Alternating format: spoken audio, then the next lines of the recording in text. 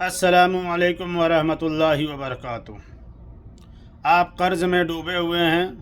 कर्ज़ की अदायगी के लिए बहुत कोशिश कर रहे हैं, कोई रास्ता आपको समझ में नहीं आ रहा है, कोई असबाब नहीं ऐसा पैदा हो रहा है कि जिससे कि आपके कर्ज़ की अदायगी हो जाए। अगर आप कारोबारी हैं, आप दुकानदार हैं, आप बिजनेसमैन हैं और वो नहीं चल रहा है, जिसकी वजह से कर्ज़ दिन ब दिन बढ़ता जा रहा है, तो आज की ये वीडियो आपके लिए है।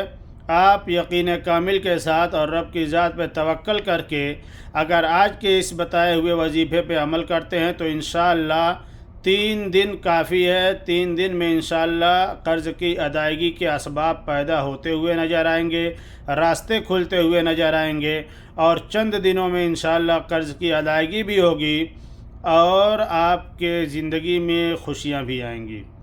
तो जो वजीफ़ा है ये कुरान पाक की आयत करीमा है, आपको इस पे अमल करना है।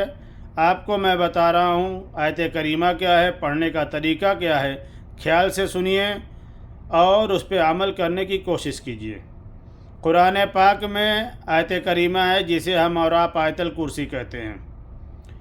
आयतल कुर्सी को पढ़ना है। पढ़ने का तरीका क्या है उसे समाअत कीजिए। इसको सुबह और शाम 2 वक्त पढ़ना है आपको।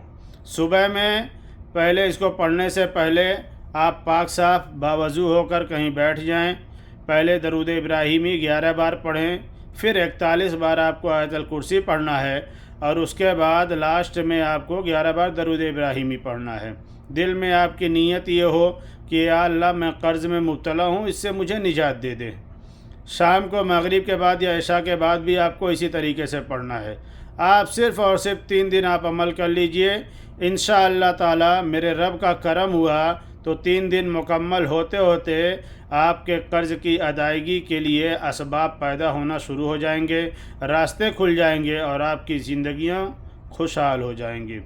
तो आप लोगों से गुजारिश ये है कि आप लोग इस वीडियो को ज़्यादा से ज़्यादा लोगों तक शेयर कीजिए ताकि और लोगों की भी ज़िंदगियां बदल जाएं, वो भी कर्ज़ से निजात पा जाएं। और इसे ज़्यादा से ज़्यादा हमारे इस चैनल को सब्सक्राइब कीजिए, वीडियो को लाइक कीजिए।